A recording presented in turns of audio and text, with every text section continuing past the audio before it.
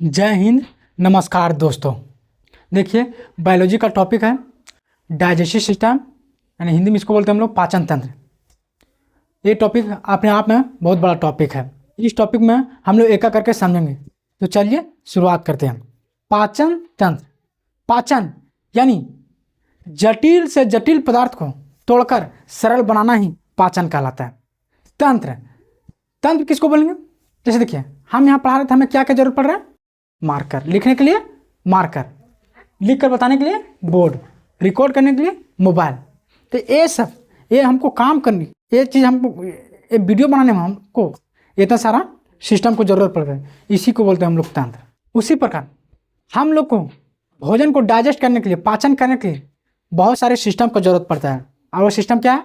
मुख गुहा, ग्रास नली, आमाशय, छोटी आंत, बड़ी आंत और एनस के माध्यम से फिर वो अनपच पदार्थ हम लोग को बॉडी से बाहर निकल जाते हैं। तो ये सब सारा सिस्टम हो गया। इसको हम लोग एक एक करके समझेंगे। अपने आप में जटिल टॉपिक है, तो हम लोग एक एक करके ही समझेंगे।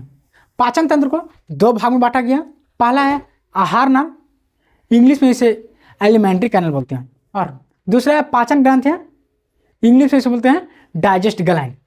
पहला है आहार नाल और दूसरा है पाचन ग्रंथि।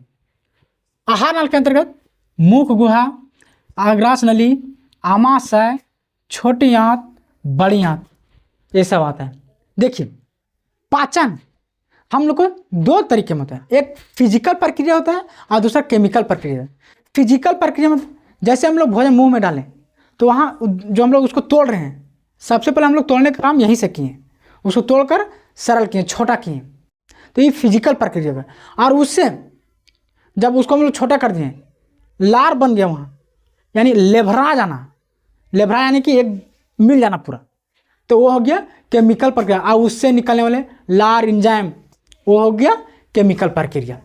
यानी पाचन हम फिजिकल प्रक्रिया और केमिकल प्रक्रिया दोनों तरीका से होता है। उस प्रक्रिया को हम लोग बोलते हैं फिजियोकेमिकल। तब इस तरह हमारा खाना सही से पाचन हो पाता है। अब हम लोग इसमें सबसे पहले बात करेंगे मुख गुहा। सबसे पहले बात करें मुख गुहा। इंग्लिश में इसे बोलते हैं माउथ या बक्कल कैविटी या ओरल भी बोलते हैं इसे। देखिए, मुख गुहा में दांत, जीभ, 3 जोड़ा लार ग्रंथियां पाए जाते हैं। 3 जोड़ा लार ग्रंथियां कौन कौन है?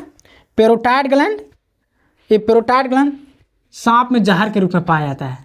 और दूसरा है सबलिंगुअल ग्रंथि और तीसरा है सबमेंडिबुलर ग्रंथि।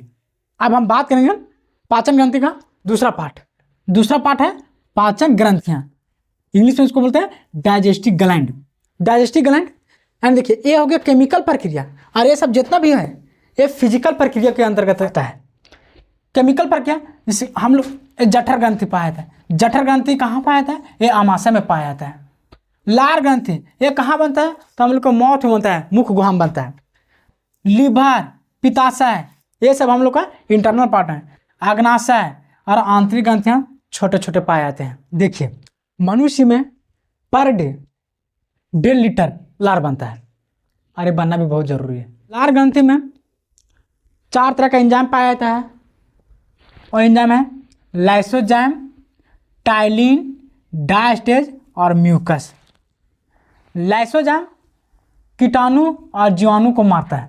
टाइलिन और डायस्टेज दोनों मिलकर स्टार्च यानी चोकर को पाचन करता है। म्यूकस भोजन को चिपचिपा बनाता है, यानी पूरा चिपचिपा यानी पूरा लेफराने का काम म्यूकस ही करता है।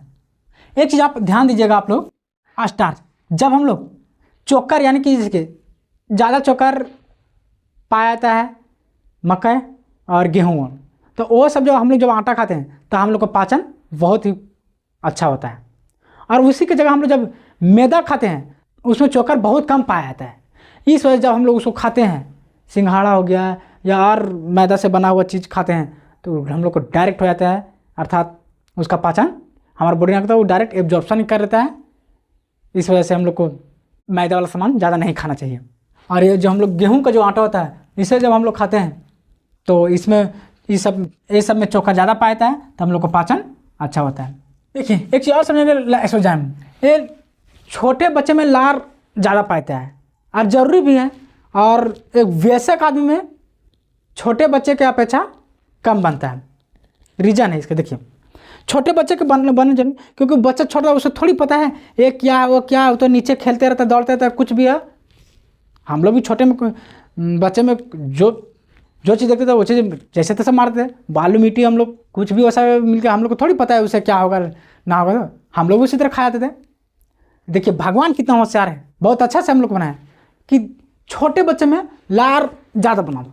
इससे क्या होगा, जब वो खाएगा और जब खाएगा, जब चलेगा वो, तो उसका माथा हमेशा इस तरह नीचे रहता है, तो वो सारा उसका जितना भी लार बनेगा सारा नीचे गिर जाएगा। इससे क्या होगा, जितना भी उस तरह का उसका जीवाणु कीटाणु उसका प्रवेश किया होगा मुख गुहा में, सब नीचे आ जाएगा।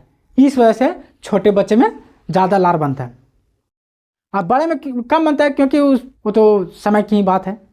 इस प्रकार लाइसोजाइम कीटाणु और जीवाणु दोनों को मारने का काम करता है। इस प्रकार छोटे बच्चों को जीवाणु कीटाणु लार ग्रंथि मार देता है। अब हम लोग बात करेंगे पाचन। पाचन, हमारा बॉडी 3 चीज़ को पाचन करता है। क्या क्या? कार्बोहाइड्रेट, प्रोटीन और वसा यानी फैट। ये 3 चीज़ का पाचन करता है। और 3 चीज़ का पाचन नहीं करता है, उसका एब्जॉर्प्शन करता है यानी सोख लेता है हमारा बॉडी। विटामिन, खनिज लवण और जल, ये 3 चीज़ का पाचन हमारा शरीर नहीं करता है।